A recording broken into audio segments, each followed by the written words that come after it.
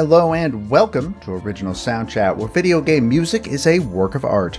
On each episode, it's our goal to help you learn about 2 soundtracks from the world of games, as well as the people, stories, and critical tracks behind them. My name is DeVader, and we're brought to you by Anonymous Dinosaur and Rhymes with Asia. It's time to appreciate great OSTs and the games that they come from without getting too bogged down in music theory. It's a solo episode this week, and I'm going to be talking about the sequel to one of the most beloved JRPGs of all time, making it one of the most divisive games with one of the best soundtracks in the history of the medium, 1999's Chrono Cross. That's right, everybody, it's a solo episode this week. Peter is currently moving, and as a reminder, next week will be another solo episode with Peter, because then it will be my turn to move somewhere else. Yay! Moving adult responsibilities. So how have I been doing? What have I been playing? Well, I'm doing pretty alright, all things considered. I have been continuing Final Fantasy VIII. I hit the Eyes on Me sequence a couple nights ago. It was definitely a romance scene between 2 teenage characters written by a bunch of 40-year-old Japanese dudes. Final Fantasy VIII is weird. It's really weird. But I'm on disc 3, so I'm almost done with it. Next time you hear from me, I should hopefully be done with Final Fantasy VIII. I also played a game called Memoir Blue, which was a short hour-long game. It's on Game Pass, published by Annapurna. And it's very lax on gameplay. It's a point-and-click sort of thing. But there's not a lot of puzzle solving that needs to be done. It's just you click on a thing, and then a thing happens, and the story moves forward, and all that. Very, very beautiful visuals. A pretty touching story. And a great soundtrack, which, of course, when I went to look it up, oh hey, it's Joel Corlitz. So he's just absolutely killing it these past couple years between this, and then Halo, and then Eastward, and who knows what else that man has in the works, but apparently he's on every video game ever at this point. And that's pretty much it. I guess I played a little bit of the game Superliminal, which is the game about perspective and changing the size of things through perspective and all that. Very, very Portal-like. I didn't finish it. I kind of hit a point in the game where it was like, oh man, this is a neat game, but it probably should have ended like an hour ago. It's another of those great proofs that the original Portal is the length it should be, and it would be a bit of a problem if it was any longer than that. But that's really all that I've been playing. I haven't actually had a huge amount of time to sit down and actually play something that's not for like an hour right before I go to bed, which means Elden Ring I still have not gone back to. I want to play more Elden Ring, but I'm busy. And you know who else is busy? The composers we've talked about in the past. Let's talk about some follow-up news. We don't really have a ton from the composers themselves, but mainly games connected to other games we've talked about, including the most important story of the week, obviously. The sequel to The Legend of Zelda, Breath of the Wild, which, reminder, we still don't even know what that game is called. We still don't even know what it's called. But it has been delayed from late 2022 to spring 2023. This should surprise nobody. I'm pretty sure everybody that was keeping up with anything knew this was coming. This was a thing that was going to happen. And I guess that means congratulations on Elden Ring's win for Game of the Year, because I don't think I can see literally anything else coming out this year and standing up to it, considering the reception it's gotten. Meanwhile, in weird news, stuff that I didn't expect, Aurora from Child of Light has been added in a free update to another indie game. That indie game being Bloodstained Ritual of the Night. It's really, really weird to see an update to Bloodstained so recently, and an update having to do with Child of Light, because both of those games have not been relevant for a long while. It's out now on everything but the Switch. All they've said about the Switch version of the update is that it will come, quote-unquote, later. So who the hell knows what that means or what's holding that up. But if you're playing on any of the other platforms Bloodstained is available on, apparently you can play as Aurora. I am very interested to see how that's going to work, considering she can fly and also is not from an action game. Who knows? In removal news, Persona 5 is leaving the PS Plus collection on May 11th, so if you have access to that collection and you haven't added it to your library yet, you should probably get to it. You got about 40 days to do that. Under 40 days at this point, actually. At time of recording, it's 42. That being said, wow, what a great announcement to make literal, days after you announced your weird tiered system that everybody has been looking at and saying, of course, I'm referring to the PlayStation Plus updates that don't seem super worth it, but I'm gonna have to see what it means by its retro library of games you can play. Rest in peace being able to play PS3 games, I guess. In the words of Jim Ryan, that he did not actually say, but an image has been going around pretending he has, so I choose to believe he has. Nobody alive knows how the PS3 works, apparently. And lastly, Fangamer is now selling Eastward merch. We talked about Eastward, another Joel Corlitz soundtrack, back in our Best of 2021 episode. It's one that I very, very much like. There's a Sam plush, there's a little Sam figurine, there's pins, there's a shirt. I really want that Sam figurine. I'll fight somebody in the street for it, but I shouldn't be dropping money on little figurines right now. Maybe later. Meanwhile, also, I Am 8-Bit happens to be selling a physical collector's edition of Eastward that not only comes with a board game that is apparently really good, there's also a tier you can buy that comes with the game's soundtrack on vinyl. Oh my god, I wish I had $75 to just dump on this. If you've heard me talk about game music in 2021, Eastward was one of my favorite game soundtracks of the year, by far. And every day I grow closer and closer to crumbling away my resolve to stop me from buying game soundtracks on vinyl. And I don't know how much longer I can hold out on that self-control challenge.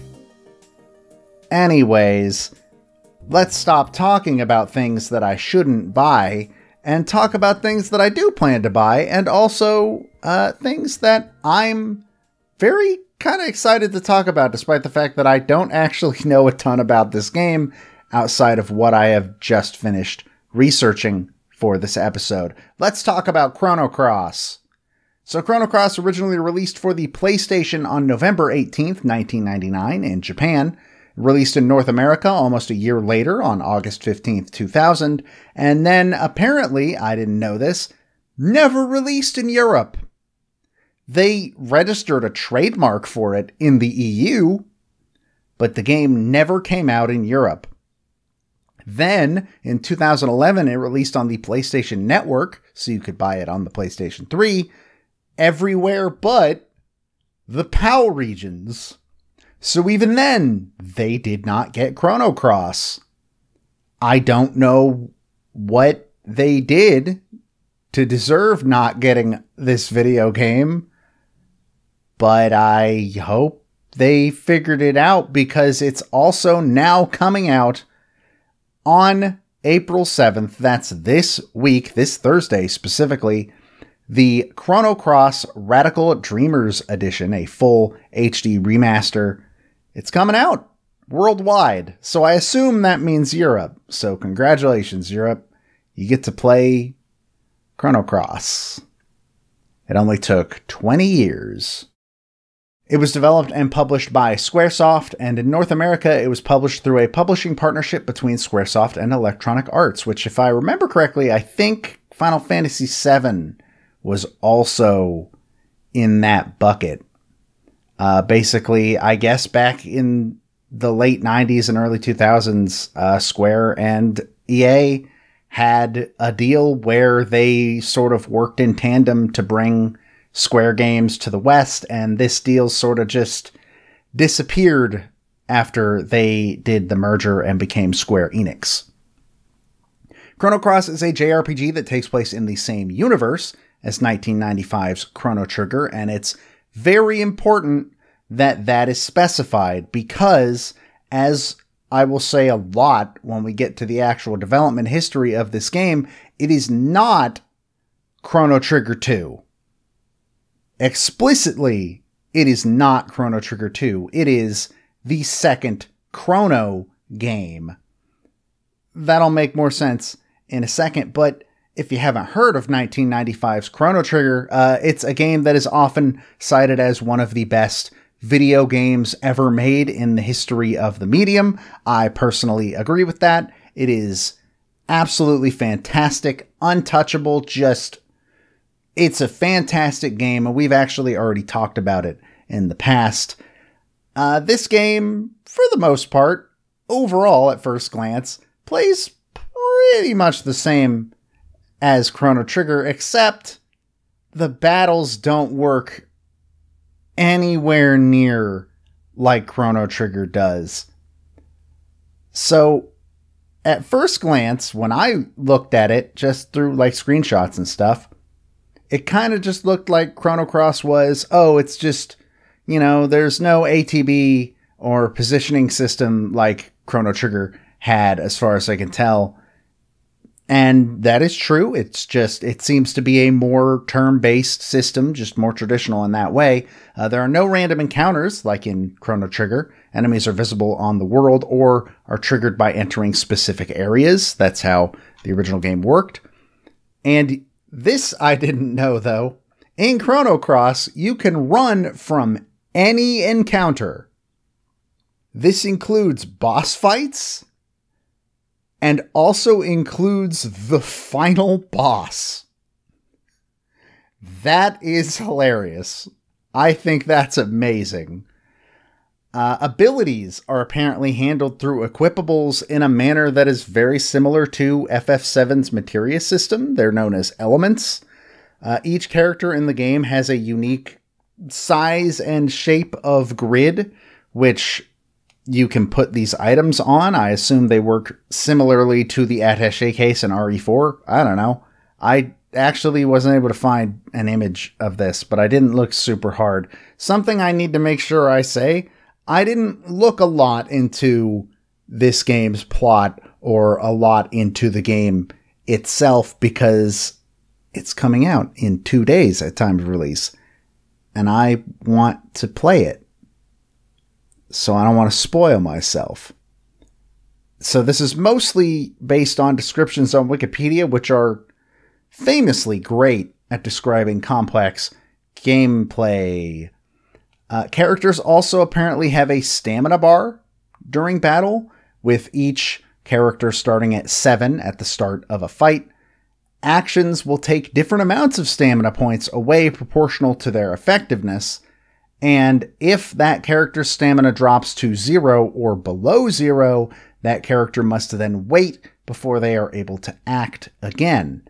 Stamina regenerates while other characters are doing their actions, but it can also regenerate if that character is defending.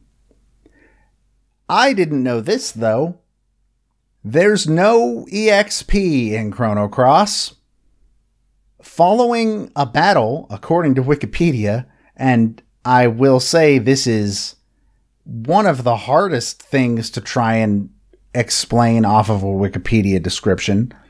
After battle, you can choose to enhance a character's stats. However, this stops being possible after, as Wikipedia puts it, 4 or 5 of these upgrades, and this counter does not reset until after you've beaten a boss.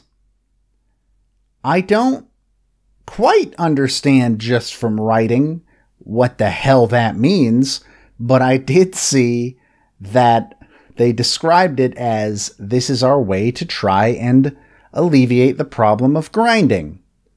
Now, I'm playing Final Fantasy VIII currently, a game with a system that was also supposedly for helping alleviate the need to grind. The system they put in to help, quote-unquote, alleviate the need to grind in Final Fantasy VIII is one of the biggest reasons why Final Fantasy VIII sucks. So I'm a little worried, to say the least, on that one, but we'll see how it gets there. But one of the biggest features of Chrono Cross, one that I'm sure most people have at least heard of, is the sheer amount of party members that can be recruited throughout the story. There are 45 recruitable party members in Chrono Cross. And it's actually impossible to recruit all 45 in one playthrough. The only way to get them on one save file, all 45 of them, is you need to play New Game Plus and then get the ones you missed before. And that's essentially the only way. You cannot get them on your first playthrough. It's impossible. And that's a lot of party members. And I don't know how that affects how the story's being told. I guess I'll find out. But speaking of the story in Chrono Cross, instead of dealing with different time periods like Chrono Trigger did, Chrono Cross actually focuses on moving between two parallel timelines, two parallel worlds, essentially. The story follows a young boy named Surge who accidentally finds himself having slipped into an alternate timeline where he has actually been dead for 10 years. And while trying to figure out how to get back home to his world, he joins up with a young tomboyish thief named Kid, who is attempting to steal an artifact known as the Frozen Flame. Throughout their journey, it is revealed that 10 years prior, the world had been split into two parallel timelines, and the two are thrown into the middle of a journey that will decide the fates of both, while also revealing the fate of a character from Chrono Trigger and her connection to Lavos. I assume. It mentioned Lavos in the description very briefly. I didn't read it very closely because, again, I don't want to be spoiled. I plan on playing this game, like, within the next week or so. So, I hope you understand that. Anyways, what are our experiences with Chrono Cross? As I'm sure you've guessed by this point, I've never played it. I've played Chrono Trigger. I think Chrono Trigger is fantastic. But in my experience, when people talk about Chrono Cross, it is, from the outside looking in at least, one of the most, if not the most divisive video game ever. When I see people talk about Chrono Cross, it is always in the context of, this is one of the best games ever made, it's fantastic and I love it, or this is a blight among video games, it is the worst piece of garbage to ever be released by Square, and I wish it and all who worked on it a painful death. And I don't see gray area. Maybe I will now that it's getting a re-release and normal people are going to have heard about it. But in my experience, those are the two camps that fans of Chrono Cross live in. So I'm excited to find out what camp I live in, though I doubt I will be in the camp of, this is garbage and the worst. If anything, I'll probably become that gray area myself. Who knows? It'll be an adventure. Look forward to hearing me talk more about that when the time comes, I guess. So let's talk about how this game came to exist. So Chrono Cross's story actually begins largely with a text adventure that was released on the Satellaview service in Japan known as Radical Dreamers. This story served as a side story to Trigger involving the characters Magus and Kid. Now, if you don't know what the Satellaview was, it's actually really interesting. It was basically the precursor to downloadable video games, one of the first examples of it. I believe Sega, the Genesis, had something like this as well, but the Satellaview specifically was an add-on that you essentially plugged into a Super Famicom, and it could download games from satellite, essentially. Or like, I guess not download, it was more broadcasting them, as far as I understand it. As far as I know, there was a Fire Emblem game that was released over the Satellaview. There was a Famicom Detective Club game that was on Satellaview.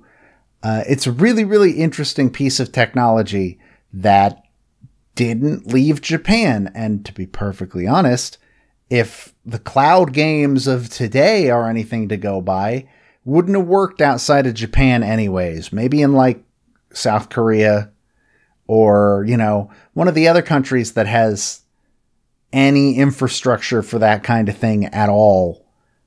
But yeah, it was very neat. So while Cross borrowed a lot from this text adventure from the Satellaview, it's not actually a remake of that text adventure. It was just inspired by it. The two plots don't blend together, and Square has since suggested that Radical Dreamers takes place in yet another alternate universe or alternate timeline. Of course, seeing as the Satellaview never left Japan, that means that Radical Dreamers did not either. So it's never been made available in English, except the insane part of the Radical Dreamers edition is that it is coming pre-packaged with the first official English release of Radical Dreamers. And that's the main thing that a lot of people have been like super shocked about. It's a piece of video game history that has just been almost entirely lost, it feels like, because it was a broadcast game. So that's really, really cool, and I applaud Square on that one specifically. Now, development on Chrono Cross itself actually began after the 1998 release of Xenogears, though director Masato Kato had apparently been brainstorming ideas for a Chrono sequel as early as 1996, a year after Radical Dreamers came out and a year after Chrono Trigger came out. Kato had actually considered Radical Dreamers itself to be a half-finished product. He didn't feel like it went as much into the stories of Kid as he wanted. He wanted to expand upon her general whole thing. And they had also, by this point, made a conscious decision that they did not want to make the game a direct sequel to Chrono Trigger. Like I said, Chrono Cross is not Chrono Trigger 2. It is the second game in the Chrono franchise, both in terms of story or in terms of theming. There are connections between the two. Characters from Chrono Trigger do appear briefly in Cross, but it's kind of not super connected to the story in general. For this reason, they made the decision not to heavily feature time travel this time around, as they didn't really want Cross to just seem as if they were simply rehashing everything that Trigger had already done. They changed the title to inform players that this game was, again, not meant to be Chrono Trigger 2. It was a new game that just happened to be happening in tandem or parallel to the original game. There were 80 members on the development team by the end, but there were also 10 to 20 cutscene artists, which I guess were counted separately for some reason, as well as 100 QA testers, which I guess if you have 45 recruitable characters, that is a lot of bug testing that needs to happen. This whole team was under immense pressure because Obviously, as we talked about way back in the day, episode 30, the original Chrono Trigger was kind of developed by a dream team featuring veterans of Final Fantasy. You had people that had worked on Dragon Quest, and character designs were by Akira Toriyama, most famous for being the author behind Dragon Ball, one of the most iconic anime of all time. So, yeah, that's a lot of pressure coming from the past. Toriyama was, of course, not involved in Chrono Cross. He did not do the character designs this time around. The role instead fell to Nobuteru Yuki, a character designer well known for his work on anime like The Vision of Escaflowne, among other various famous shows. The initial goal for Cross was apparently to make a shorter game, but their idea had been to place an emphasis on the ability to recruit any character in a town to help you in battle. And this quickly ballooned because the team started to brainstorm archetypes that they could use, which eventually apparently resulted in ideas for 64 recruitable characters, each with their own 3 possible personal endings. A quote from Kato about the creation of these characters says, quote, "Take Pierre, for example. We started off by saying we wanted a wacko fake hero like Tata from Trigger. We also said things like, we need at least one powerful mom. No way we're going to go without a twisted brat, and so on and so forth." I'm so excited to find out if the powerful mom made it into the game. But obviously, as production kept moving forward, the game only got longer and longer, so the amount of recruitable party members had to be lowered. I can't believe that 45 was the compromise number for how many party members there were in this game. That's genuinely insane. When it was brought to America, the game had actually required 3 months to localize, with 2 additional months being spent on debugging. And one weird thing introduced to the localization was the adaptation of something that is actually rather commonplace in Japanese, which is the verbal tics. So, basically, in order to make each character's method of speaking unique and more memorable, characters in the Japanese version of Chrono Cross have various verbal tics they use during dialogue. This is really, really common in anime, actually. You can see examples of it in some English stuff, even. The best example I can think of is when Moogles end all their sentences with Kupo. That is essentially what we're talking about there. And also, slight changes to dialect and stuff like that are enough to differentiate characters. We don't have that in English. So not only did they have to completely rewrite some of the dialogue with the help of Kato in order to make more sense when it was translated into English, they wanted to keep the spirit of these verbal eccentricities. So each character was written to speak in a different accent and dialect. And depending on who you ask, this had some mixed results. I'm excited to find out what it means. So Chrono Cross reviewed very well upon release, got a Metacritic score of 94. Critics heaped praise on the game's plot and battle system, as well as a huge amount of praise for the game's soundtrack, which we'll get into here in a second. But fan reaction was a lot more mixed. Many fans of Trigger actually believed that Cross had worked too hard to be separate from Trigger. They lamented at the vague and sparing ties between the two games' stories and world, how locations and characters didn't show up nearly as much, how gameplay was so wildly different. And this famously apparently frustrated Kato, as he felt that he'd been very clear in interviews leading up to release about the intention of this game and how it was not meant to be a direct sequel to Trigger. And it kind of made him feel that, fans just hadn't been listening to what he had told them the team was trying to do with this game. That being said, Chrono Cross largely went forgotten outside of that PS3 release, and didn't hear anything for like 20 years.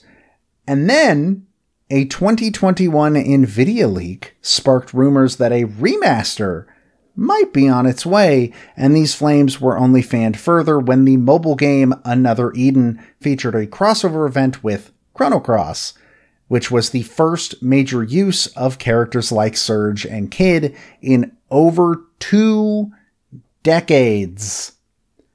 This remake, of course, was real, and again, it releases this week on Thursday.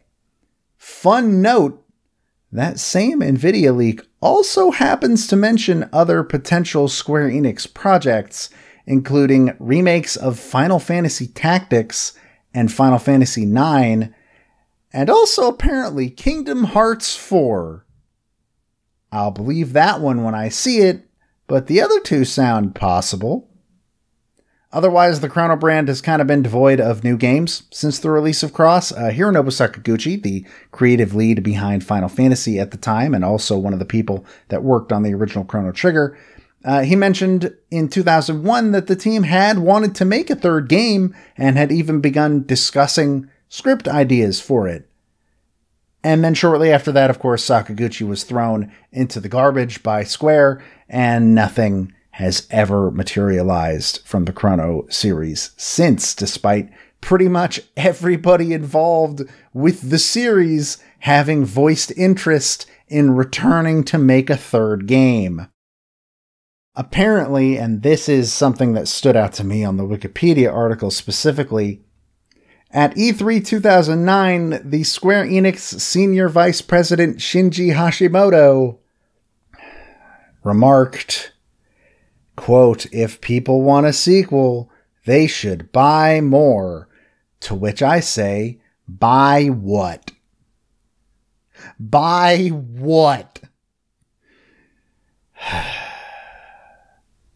Anyways, similar games, though, have been released from elsewhere in the industry, both from Square, actually, with the game I Am Setsuna, which is supposed to be a Chrono Trigger style video game that I've heard is fine, but also from indies, most notably the upcoming and fantastic looking Sea of Stars, which is one of my most anticipated games of this entire year. It looks fantastic. Maybe one day we'll see a Chrono 3, but I personally am not going to hold my breath on that one. I don't think that's in the cards anytime soon. So last week I said I was going to talk about somebody else, but upon doing the research, I think we're going to quote-unquote focus on Noriko Mitose for this episode instead. And I say quote-unquote focus because I had hoped to find a little bit more on her. I didn't find nothing. It wasn't devoid of information. She was born on December 3rd, though the year is unknown. She is the vocalist for the Japanese band Kirche, that's Kirche, Kirch.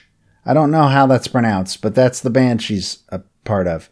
And she also served as a vocalist in a duo band that she formed alongside the artist Naruki called Orita, O-R-I-T-A. That's really all I could find about the actual artist. She has done a lot of video game stuff as a vocalist, as a performer. Mostly, though, a lot of adult games. Like a lot of Japanese adult Aero games. If you go look at her VGMDB page, there's a lot of them where you can look at them and go, oh yeah, I can tell just from the title. Such as, I think one was called Harem Party. But she apparently has done a ton of those. And I mean a ton of those. Aero games are a really big market in Japan. It's odd. But she's also done regular video games as well, including Chrono Cross, obviously. But she also has served as a vocalist on R. Tenelico Melody of Alemia, Atelier Iris 3 Grand Phantasm, Mana Chemia, R. Tenelico 2 Sekai ni Hibiki Shoujotachi no Metaphysica. She was apparently a vocalist on a drama CD for a drama based on the game Corpse Party. And she was featured as a vocalist on the soundtrack for the game Another Eden, which happened to have a soundtrack done by Yasunori Mitsuda, who was the main composer and arranger for Chrono Cross. Obviously, he was the returning composer for the game because he had worked on Chrono Trigger, which again we talked about back in episode 30. And apparently Mitsuda was brought onto the project specifically because Kato believed that he was the only one who could really provide what he described as the chrono sound. Basically, he told Square that even though Mitsuda was a freelancer at this point, he had to be the one to do the music because he was the only one that could. Most areas in the game, as far as I can tell, have different tracks that play between the other world and Surge's home world because the game is about switching between these two dimensions. Each place has been affected differently by the events of their own timeline, and therefore the music reflects the mood between the two versions, which is really neat to listen to, actually. The soundtrack also features guitar performances by Tomohiko Kira, who had previously worked with Squaresoft on the music for Xenogears. The synth programmer, Ryo Yamazaki, who we were going to talk about this week, he helped Mitsuda transfer his ideas onto the PS1 sound system and helped sort of put them together to make sure that they worked on a PlayStation. Now, the reason I decided not to cover Ryo Yamazaki this week is because I found out that he is actually most known for his work on the Front Mission series. And Front Mission 1 and 2 happen to be getting re-releases soon. So it might be more fitting to talk about him when those come around. We'll have to see how it winds up. The Chrono Cross soundtrack got multiple official releases, but the main one was a 3-disc release that is still used today on services like Spotify. Chrono Cross's soundtrack is highly regarded as one of the best video game soundtracks ever made. Even people that hate this game can't say bad things about its soundtrack pretty much ever, unless their name is Pat Boivin, in which case they have one problem with one song on the entire soundtrack and otherwise admit that it is phenomenal. So let's get into what that soundtrack sounds like, because, oh my god, it deserves that title. Let's get into the 5 critical tracks, starting with critical track number 1, Scars of Time.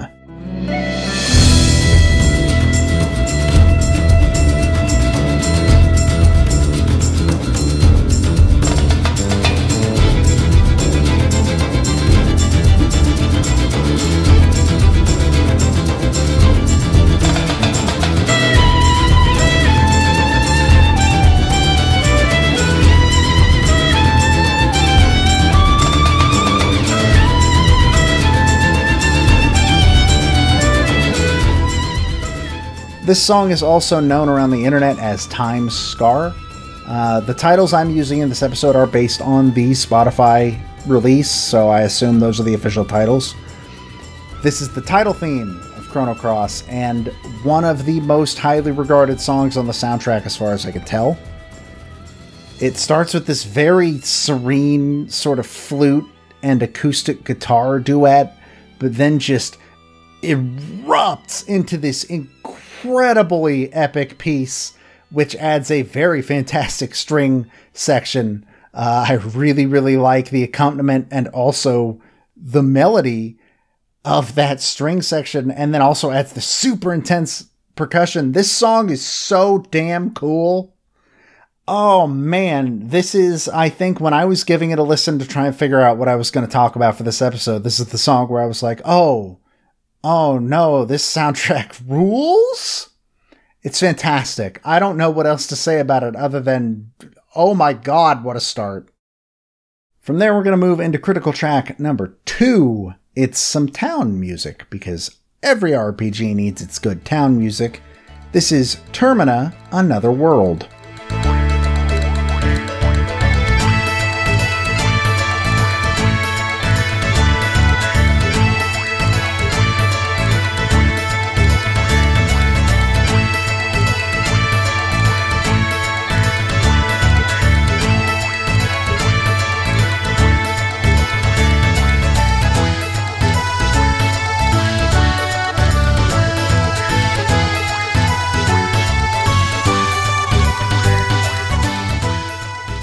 Or at least I think this is town music.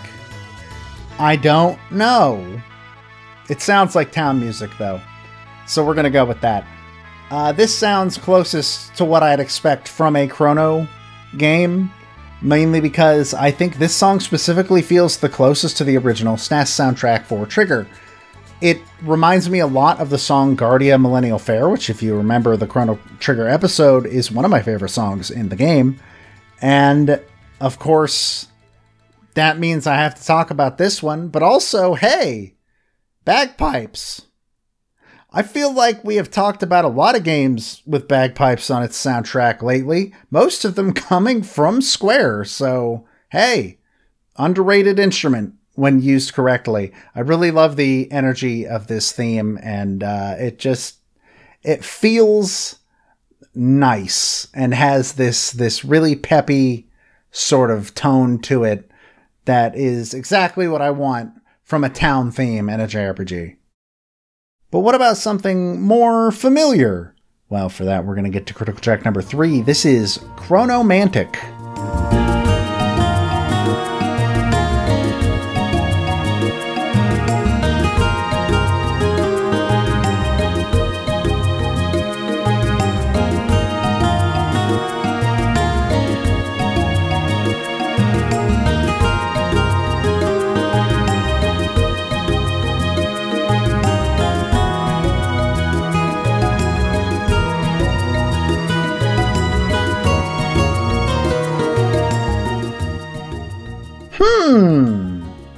This sounds familiar.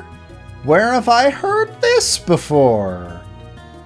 It's the Chrono Trigger theme, made into this more interestingly serene feeling to it. I think it stands out well as its own piece while also being this adaptation of a very, very, very famous JRPG song.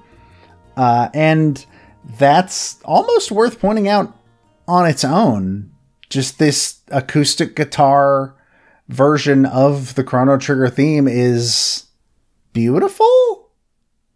And I mean, it's one of the most iconic video game themes ever. So it showing up in this game means we kind of have to talk about it. I don't know what else to say about it other than it's just very good. But let's pull it back to some of the less familiar stuff if you've played Chrono Trigger. Let's talk about the main battle theme, because we've been going for a while and still haven't touched on the song you hear when you get into a fight. This is Whirlwind.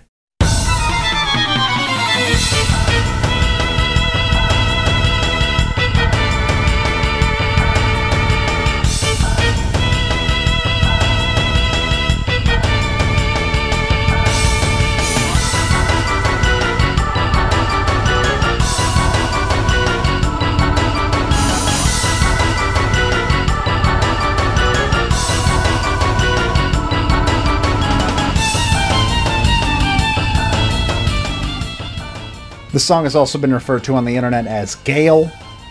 It is the main battle theme, as I said.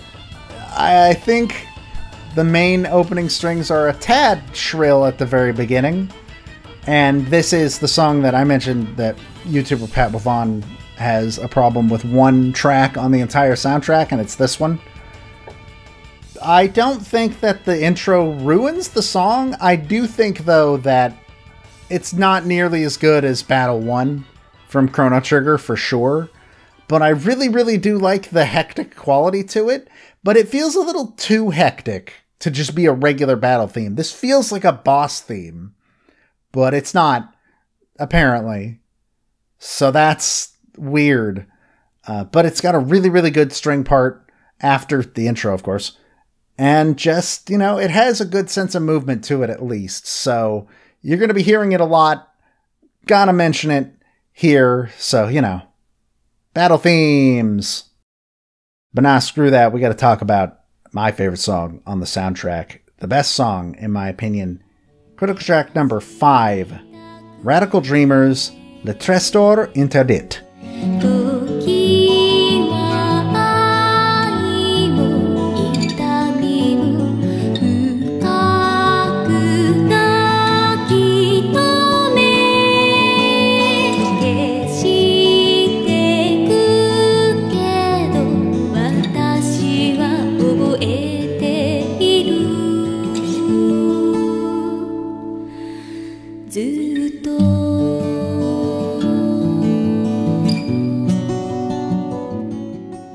This is the credits theme of Chrono Cross.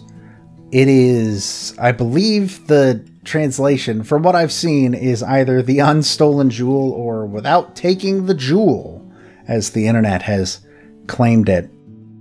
And it's gorgeous! The lyrics were written by and performed by Noriko Mitose, which is why I wanted to mention her in this episode. And apparently, this is one of the hardest songs that Mitsuda had to put together for this game. He says, quote, "Personally for me, the biggest pressure was coming from the ending theme song. From the start of the project, I had already planned to make the ending into a Japanese song, but the problem was now, who was going to sing the song? There was a lot of pressure from the people in the PR division to get someone big and famous to sing it, but I was totally against the idea, and as usual, I didn't heed to the surrounding complaints. But this time, there was a pretty tough struggle. And Noriko Mitose was personally requested by Mitsuda to perform this song. I don't know where he would have heard her. I believe Chrono Cross is like the first regular game that she had done and was one of the first games in general. Like, this is before she even started doing the Arrow games a large amount. And it was a really, really good decision because she is so good.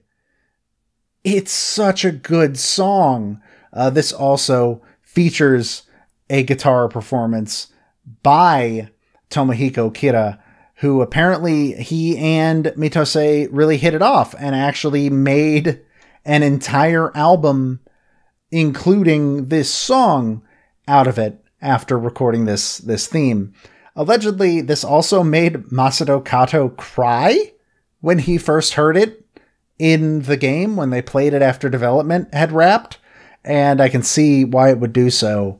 Because, like I said, it is gorgeous, it is fantastic, and it is my personal favorite song on the soundtrack, so I hope I get to hear it in context soon. Oh, it's so good. For tracks on the cutting room floor, though, I actually have 3. We're going to do 3 because both for my game and for the game Peter's going to talk about next week, they're 2 of the best game soundtracks ever made. So we wanted 3. I needed that extra slot. We're going to start with Shore of Dreams, Another World.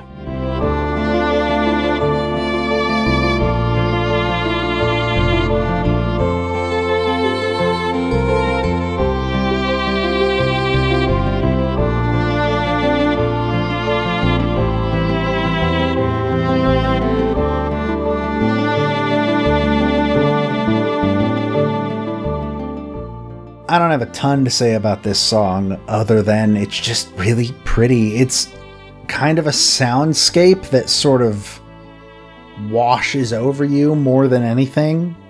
And I'm very interested into what area this happens to play in. I assume on a beach of some sort, but I don't know where I'm getting that assumption. But Cutting Room Floor track number 2 is another one of those very familiar songs. It's Victory, Boon of Summer.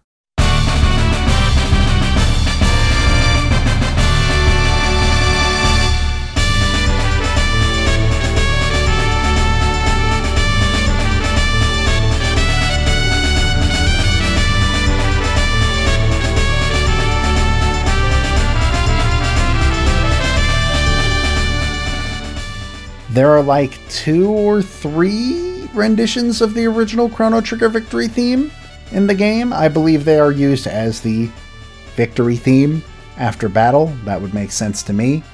This one's my favorite because it's got the highest energy to it, and I just, I really, really like the Chrono Trigger Victory jingle, and this is a fantastic improvement on it.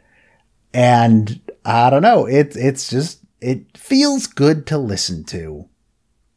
And lastly, my 3rd track on the cutting room floor is The Girl Who Stole the Stars.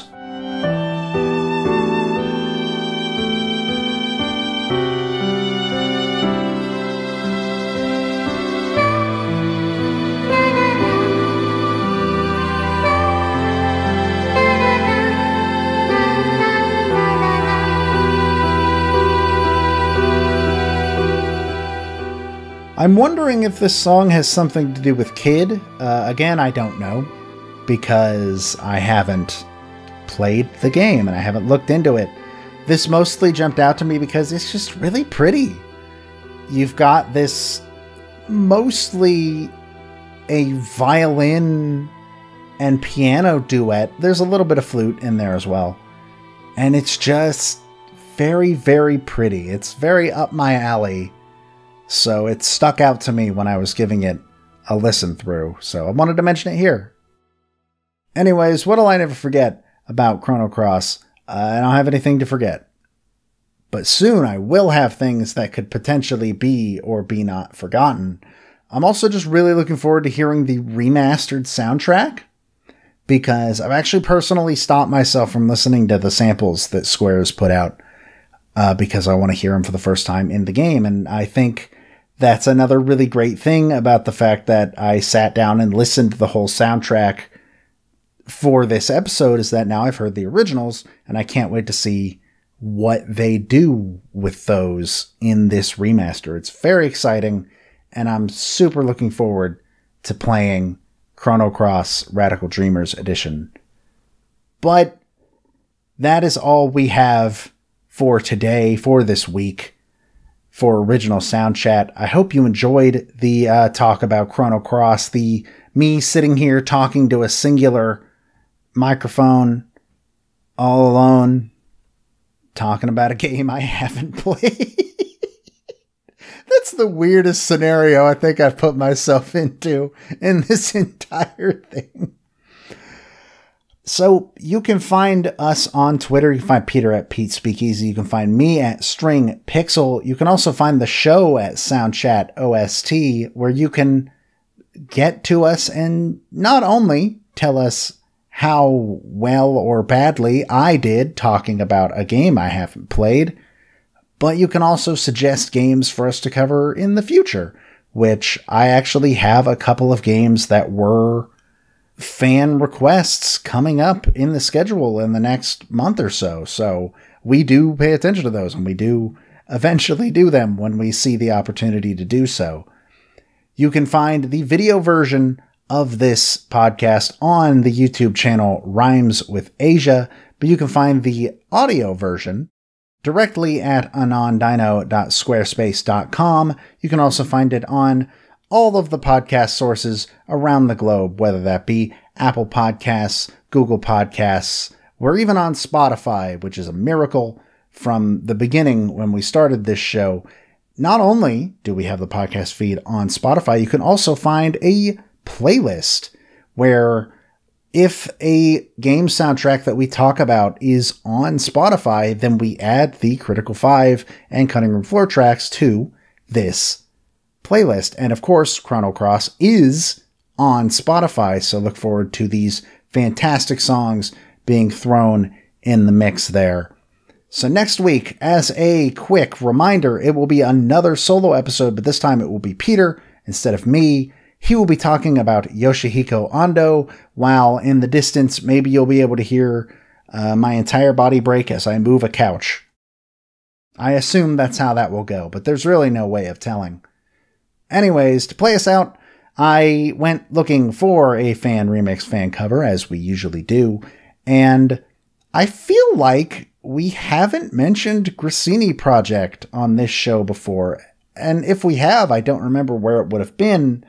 It's a name that is very familiar to me, and they did a cover of Scars of Time, or Time Scar as they title it. And it's fantastic, so hope you enjoy that.